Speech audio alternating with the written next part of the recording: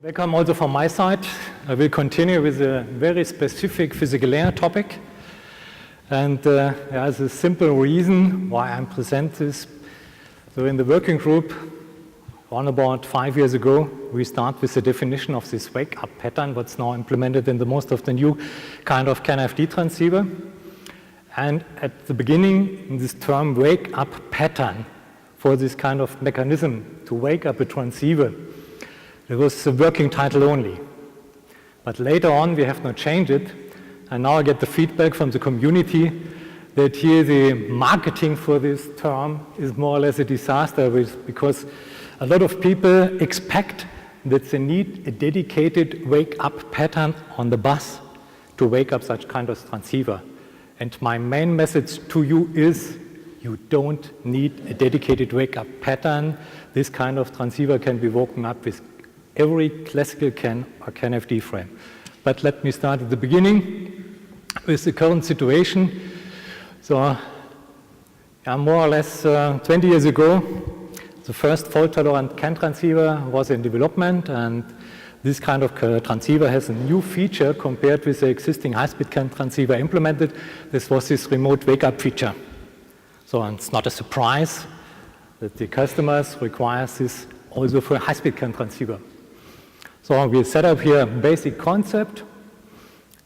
A lot of transceiver manufacturers start their concept phase, the implementation, and the working group was at that time loaded with the definition of the fault-tolerant CAN-FD and especially of the interoperability test. And as we have finished this activity, then we start with the specification of this wake-up feature for the high-speed CAN transceiver. But at that time, some implementations were available. And was a strong request from the OEMs that's not allowed with the new specification to exclude somebody. And that's the reason why you now find in this ISO 11899-5, where this wake-up behavior is specified, this famous sentence which says everything and nothing. And this was really the intention to cover everything what was available at that time. Yeah, but meanwhile, the OEMs found out this is not enough, so it's not precise enough, and there are some problems against spikes and noise detected, so it was time to improve this kind of mechanism. And you can find the new mechanism now in the ISO 11898-2 edition 2016, where it was released a short time before Christmas, or more or less as a Christmas gift. But what's also defined in the old, like in the new specification, is the so-called filter time. And don't forget this ISO 11897 is a specification for a transceiver or for a CAN controller manufacturer. So it's not defined for you as a user of this. And that's the reason why you have to read these numbers a little bit different than the transceiver makers. So for you, this explains that a dominant pulse on the bus, shorter than 500 nanosecond, will be ignored from this kind of wake-up feature in the transceiver. And if you have a dominant phase longer than 5 microseconds, so that's the maximum value here, then it's guaranteed that this level or this condition on the bus will be detected as dominant to wake up a transceiver. So this is a little bit the explanation of these numbers. It's also a lot of times kind of a source for confusion. So where you can find now a condition in a CAN frame, especially here in a classical CAN frame, that you have a dominant condition longer than 5 microseconds on the bus. And if you look here on the classical base frame format, those are the new terms for the CAN frames now. You have here 3 dominant bits in a row. It's defined in the protocol and in the specification. And for 500 kilobits and lower, this means the dominant time is longer than 6 microseconds. This is longer than 5, so it's fulfilled. If you look here on the extended classical CAN frame format, then you have also 3 dominant bits defined in the specification for a CAN controller. So also here, the condition for a dominant level on the bus, it's fulfilled. And please have in mind, a transceiver is really at the moment a stupid device. He cannot detect bits. He can only detect levels on the bus. So and if the level is longer, that means here for a 3 dominant bit, then this will cause a wake up. So if you look now on this famous sentence in the 11898-5, so there's something to improve. So the mechanism is not described. So it is written down, performed if the bus shows one or multiple consecutive dominant bits. So it means nothing. So also the recessive level, what's here described, separated by a recessive bit, it's also not defined really. And multiple of the consecutive dominant bits is not defined and something like this, and it's not really robust against spikes and mode conversion on the bus. So this was the motivation to change it. What are reasons for unwanted wake-ups for these dominant spikes on the bus? Normally, if you have a twisted pair and you have noise coming from outside, this might not cause the dominant level on this bus. We are here in a differential mode. And, but the reasons are different. So you have on the one hand side software failures, that the software wakes up in ECU, but it's not in physical layer based. But on the physical layer side, we have such kind of mode conversion in the wire. It means the wire is not perfect twisted, then it might be over common mode range. You change the recessive level to dominant, the same what Tony Adamson pointed out before. So then a reverse switching also causes dominant condition if you have injected noise. Then sometimes you have different lengths for the CAN high and CAN low wire. So also this mismatch might cause a dominant condition. Also you have sometimes asymmetric capacitive loads in your ECUs. If you have a bad wiring in the ECU or different components added and they have no matching according to the capacitive load, then it might cause a mode conversion on the bus. So different wire lengths. And it was here wrong. At the end of a wire, you have an untwisted part. If this untwisted part is very long, it might also cause a mode conversion if you have noise coming from outside. So, and at the end, also the receiver implemented in transceiver might cause this problem. With the new wake-up mechanism, we try to avoid unwanted wake-ups in the future. And here, the new wake-up mechanism is, I tried to explain it. So at the beginning, if you have no communication on the bus, the transceiver is set into low power mode with a very low current consumption, for example, in the range of 20 microamps. This transceiver is in a mode, we call it INI, for initialization. Everything is silent on the bus. Transceiver is waiting of the start of the next CAN frame. And internally, this wake-up mechanism is active. It's like a watchdog. And if the communication starts, and then the detection of this dominant condition on the bus is fulfilled, then we switch from state INI into state 1. That's the first step of the mechanism. Then it changes. You have the frame transmission continues. The detection unit in the transceiver is active, but now it is looking for a recessive condition on the bus longer than 5 microseconds, for example. This is the filter time. So, and if this requirement is fulfilled, then we jump to state 2. So now you have one time detected dominant condition, the second time the recessive condition, and now it changes again. Now the transceiver is looking again on a dominant condition on the bus longer than T filter. And if this is also fulfilled, then the transceiver jumps to state 3, and this causes then a wake up. So the inhibit pin is set or RxD is set, so we wake up the ECU in general. So also the bus biasing, this internal 2.5 volt is also switched on. So everything is active, your microcontroller runs up, and so on. And hopefully, at some time, the microcontroller will set the transceiver in normal mode, and the communication is ongoing. And then you have a permanent loop between state 3 and state 4. So here, recessive, you cannot read it, I think. The recessive condition is checked, and then the dominant condition.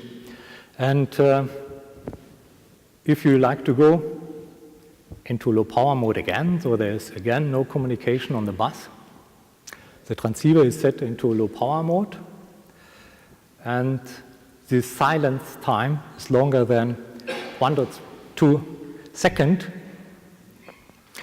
Then the transceiver changes back into state ini and can be woken up with the next time frame.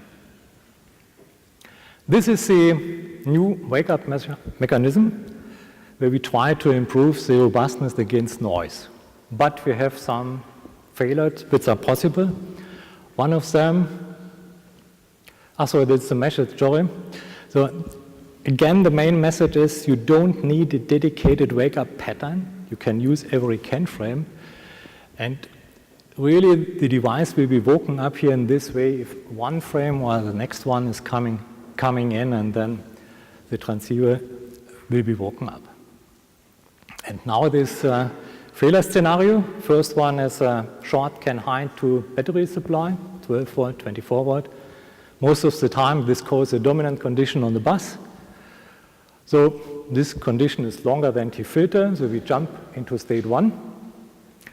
And if nothing is implemented, then this transceiver stays in state 1 as long as this short is present.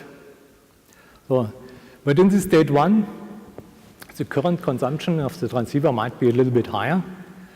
So, and if you recover the short, then every noise can wake up this, so the robustness is lower after this. And that's the reason why we implement an additional timer called T-wake timer. This T-wake timer is specified up to 10 milliseconds, and after 10 milliseconds in this state 1, we change into an intermediate state called wait. So here the transceiver is waiting until the recessive condition is fulfilled again. That means until the short is recovered. And if the short is recovered, then the transceiver jumps back to state ini and can be woken up with the next CAN frame. This is one scenario. So we will not enter state 2. This is the advantage. So here we also increase a little bit the robustness against additional noise after a short is recovered. Second one is more important. So if we implement not this additional wake-up time, T-wake timer, then it might be that you have a spike now, and after 1 second, 1 minute, 1 hour, 1 day, 1 month later, you have the second one. So at the beginning, the transceiver jumps to state 1 and then to state 2. So here in between, the recessive condition is fulfilled. And with the next spike, it might be that also the transceiver will be woken up. So this is not really an improvement if you have 2 spikes with a long time in between. This is also why we implement this T-wake timer. So after 10 milliseconds in this state 2, we have the same behavior like before. We jump back to state ini, and then with the next normal CAN frame, we can be woken up. If you have this scenario, 2 spikes with a long recessive time in between, so you jump from state ini to state 2, back to ini, back to 2, that's the game, but you will never be woken up if you have only noise on the bus. This is here the main advantage from the new mechanism, that 2 spikes with a long distance in between will not wake up this kind of transceiver. But if you look now on the CAN-FD frame, you will not have in the protocol any situation with 3 dominant bits in a row to fulfill the maximum T-filter time with 5 microseconds. So it's not fulfilled for the CAN-FD base frame format. And you will also not find this in the extended CAN-FD frame format. So 5 microsecond for CAN-FD is too long. So we need a new definition, and it's also defined now in the new ISO 11898-2, an additional filter time with a maximum value of 108 microsecond. So with the new filter time, here the condition is fulfilled, but also in every CAN-FD identifier part with a dominant bit, recessive bit, a dominant bit, a transceiver will be woken up. So now a reliable wake up with CAN-FD frames is also guaranteed with the new specification in the new ISO standard. Here an overview of all new parameters for this wake up behavior. We have now so-called filter time long. We have a filter time short with a minimum of 150 nanosecond and a max time of 1.8 microsecond. We have this wake up time up to 10 millisecond, and we have also this silence timer with up to 1.2 seconds. Sorry. But if you look now on these two different filter times, then you will see that the long filter time has a minimum value of 500 nanosecond and a maximum of 5 microsecond, like in the past. And now we have the situation that the US car maker prefers this filter time, especially the minimum, to be a little bit more robust against noise on the bus. It's also specified in the SAE specification 2284-4 and 5. And yeah, then we have the situation with the short filter time, minimum value of 150 nanosecond, 1.8 microsecond as a maximum. And this is now the requirement of the most of the other OEMs, that they like to have a maximum value of 1.8 microsecond. So how to realize it? One possibility is that we as a transceiver manufacturer offers two different products, one for the US market, one for the rest of the world, or with what you here see, there is an overlap. And this is also a solution that now the implemented filter time is inside this Titan limits, and that's what we have done, that we realized our new wake-up mechanism with the Titan filter timings between 500 nanosecond and 1.8 microsecond. So this is a complete portfolio, what is available from Infineon with 8-pin devices, with wake-up, with SBCs, a complete family behind this, with partial network transceiver or not, and with a separated standalone partial network transceiver. So with these products, we cover both for the future market. So then, 3 weeks ago, Vector organized a CAN-FD symposium, and after one presentation, there was the question, what's now with the wake-up frame and the wake-up pattern, how it behaves here together. So wake-up frame is the term for this dedicated CAN frame to wake up partial network transceiver.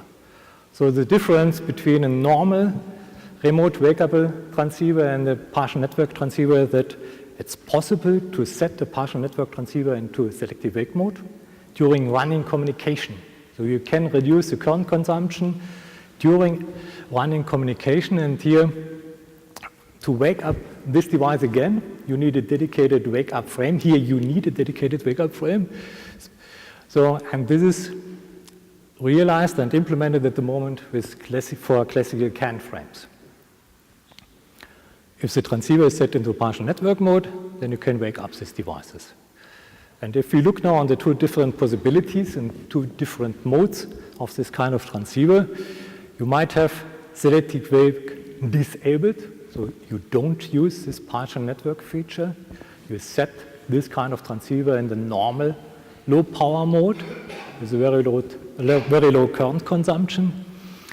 And then, depends on the implementation, you can wake up this device, depends on the filter time, like with the normal wakeable transceiver.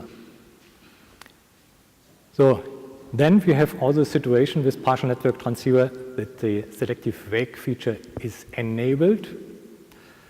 And if there is no communication on the bus and the device is set into selective wake mode, then after 1 or 2 seconds, the transceiver switch from selective wake detection into low power detection. And then with the whoop mechanism now, this device will also be woken up, but now it jumps into selective wake mode again. So it might be, if you have no communication on the bus with this kind of device, it depends on the mode before this device switch into the absolutely, we call it deep sleep mode, that it jumps in different modi after the CAN communication starts again. So, and this depends really on the mode where it's coming from before. And this is a little bit different, so it depends on the implementation. A lot of devices have only implemented the long filter time because they were developed before we have specified this short filter time. Or the new ones, for example from Infineon, also can be woken up with the short filter time. So, Holger this morning presented that we merged the specification for the physical layer into one specification 11898-2 edition 2016. The reason he explained was not only different terms, we had also the situation, for example, that for the same parameter we had different limits. And this was not acceptable anymore. That reason why now everything, normal communication, this remote wake-up behavior, partial networking is described in one specification called 11898-2 edition 2016. It's very important. Yeah. So, but this both 11898-1 and 2 specification are for us, a semiconductor manufacturer. Not really for you, but you need something around this specification. For example, guidelines, how a technology, network topology might look like, ECU requirements, CAN controller setups, and something like this. And here also some documents for you are available from 2 different organizations at the moment. One is the Society of Automotive Engineers from US, and there they have specified this in the specification. Oh, I forgot the J. J2284, dash 1, 2, 3, 4, and 5. So here depends on the bit rate. So that really this is the main difference, is the bit rate, a little bit the setup for the time quanta and for the sample point, main difference. And here you might see that it's for 5 megabit, but here in this case it's for point-to-point communication only, not for really a network. And also Canon Automation is very active to support you here. So one specification is available, it's the 601-1, but this is more or less a description of the new physical layer parameters. It's not the own specification, so it's a little bit for you to understand what is changed in the ISO and what is the background. There's a little bit of explanation of this. Other documents are under preparation. From interest of you might be the 601-3. So you must a little bit push Dr. Mutter, he's the editor of this document. We had a lot of working groups meetings to improve this document, and he said to me, okay, he's of interest to release this document latest before Easter, and together with this document, you will also get an Excel sheet to find out what is the best sample point, for example, for your for your topology. Ring separation here was pointed out from Tony Adamson. And then you see here also a specification called 601-5. Was the intention from Holger Zeltwanger that this will be a guideline for you. It was really the intention to present you topologies what you can use, verified topologies, what you can use, plug, and really play CAN-FD communication. But for this, we need examples from your side. We are waiting in this working group, we are waiting of your feedback. So if you have some, send it to Holger, and then we will really verify these networks and topologies and give you recommendations how to realize it. And these documents are really for you, not the 11898-1 or 2. So here, only a little bit the structure of the documents. For the data link layer, so you have the 11898-1. For the higher layer protocol, you can use AutoSAR here, but for the medium, you can use 601-2 and 3, or you can use here the 602-2. That's it's a CIA specification because CIA is much faster than the SAE 1939 working group, and for industrial application, you have CAN Open. And also for the physical layer, so you have the SAE documents, CAN automation documents available for your support. So again, the new wake-up mechanism from our point of view makes the wake-up behavior more reliable and more robust against noise. And please, you don't need a dedicated wake-up pattern on the bus. It was a little bit for the working group to get a term, to find a term for this new kind of mechanism. But for this kind of transceiver, you can use every CAN or CAN-FD frame to wake up these devices. So and with the Titan range, what you also see meanwhile on the market, you can cover the requirements from all of the OEMs worldwide. And if you're interested, you can also find these parameters in the ISO 11898-2 2016. And I say thank you for your attention for this hard topic. Thank you.